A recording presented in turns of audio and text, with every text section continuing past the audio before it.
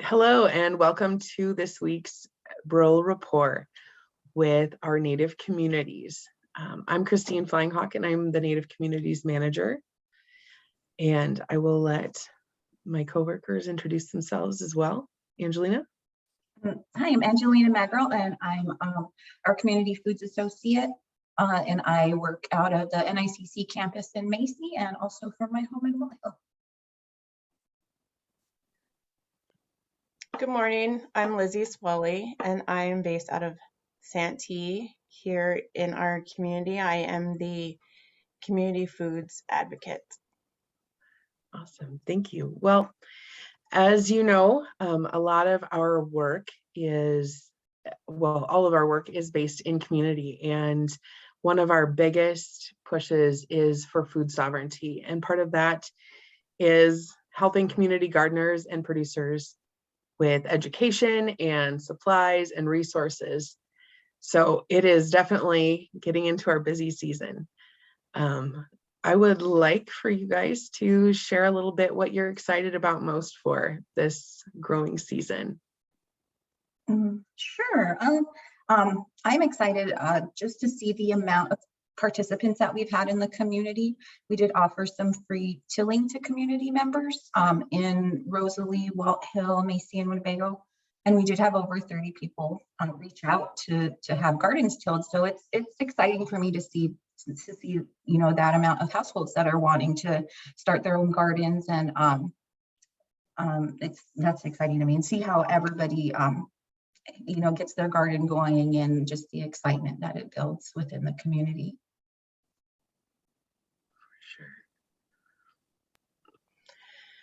So here in Santee, I'm excited for our crop of corn. It's something that we have been saying we wanted to do for years. We don't have a huge crop, but we are definitely doing sweet corn this year in our community garden, and the purpose for that is we want to be able to show a preservation demo on how to harvest the corn and to preserve the corn, and we want to be able to store it and save it for community events like memorials or wake services, and for elders to be able to use if they are running short on food. So I'm excited for our corn to start growing, and I hope we have an abundance. We plan to again utilize it and give back to the community with what we grow. So I'm hoping that it's a successful growing season and that animals and deer don't get it to it before we do. The other thing I'm excited for is to be able to work with our partners, one being the Santee Health Clinic. We have some small food demo projects planned to have for the community, and we also have we're looking at starting our food coalition and getting some members from the Santee community, and I'm also looking at partnershiping with the EPA on some more food sovereignty information for the community and trying to see what avenues we can take to get more involvement from our community members. So those are some things I'm excited for and would like to see get off the ground. Awesome. Well, you guys have been super busy getting everything up and running, and we've had a great help with our seasonal work employees as well. So I'm pretty pumped about that they've all returned this year. Do you have any updates for some upcoming classes that we're going to be having this summer, Angelina? Yeah, we're going to be releasing a black bean brownie video, and that's part of our baking series that we're doing. I've noticed that the videos are a little bit easier for people to have access to, just time-wise.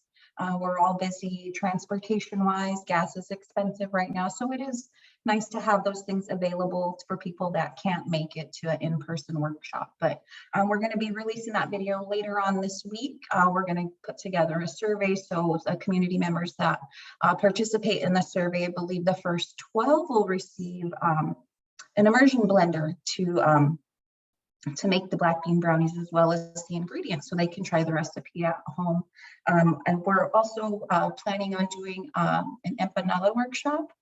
and some gluten-free zucchini bread. So like some alternatives to maybe some people that have food allergies or just trying to, you know, cut gluten out of their diet. We'd like to make those things available for people to learn how to make, because, you know, we do have a lot of community markets. We have school bake sales, and not everybody can have, you know, some people do have dietary restrictions. So it's good to have those things available for the community.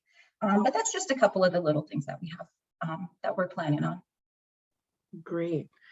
Lizzie, you're planning on releasing the black bean brownie video in Santee as well, featuring Angelina. Did you want to share a little bit more about what updates you have for the community?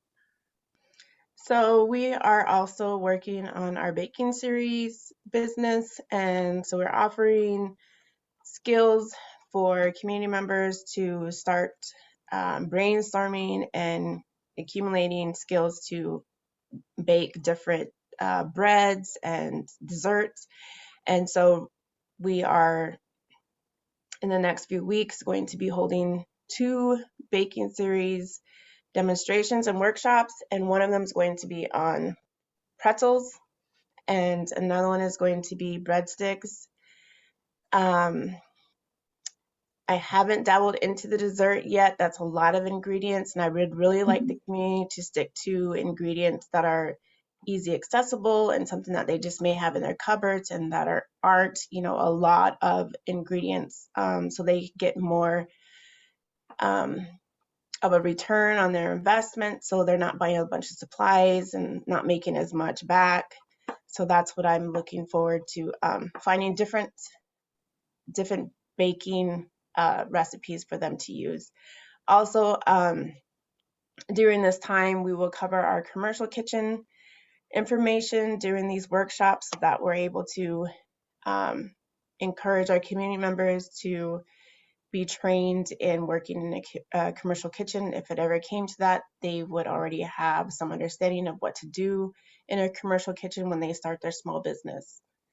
So besides, you know, small food demos, and hopefully this summer we can get a food sovereignty whole community demonstration workshop event in our community with a native chef to come in to our community. So I'm looking at working on that, and it would probably be later this summer. One chef that I've been looking at working with is Sean Sherman, and he gives a nice layout of how Native people used to have their own food and medicines, and it was more healthy for your body, and how that it progressed to today's food. So I think with him coming in and explaining to our community how real food is a medicine for our bodies and healthier for our Native communities, I think that maybe a lot of our community members would be more apt to wanting to grow their own food and to take food sovereignty serious. So I'm looking forward to getting that underway as well. Awesome. I know growing our own food right now is very important with the prices of gas and groceries themselves just increasing. If you're in our community in Macy, Walt Hills, Santee, we can offer garden advising and assistance. So please, it's not quite too late yet to reach out, and we'd be able to get you started if you needed. So I wanted to thank you, Lizzie and Angelina, for sharing a little update on what's going on in our communities, and you're doing a great job, so keep it up. Thank you. Thank you.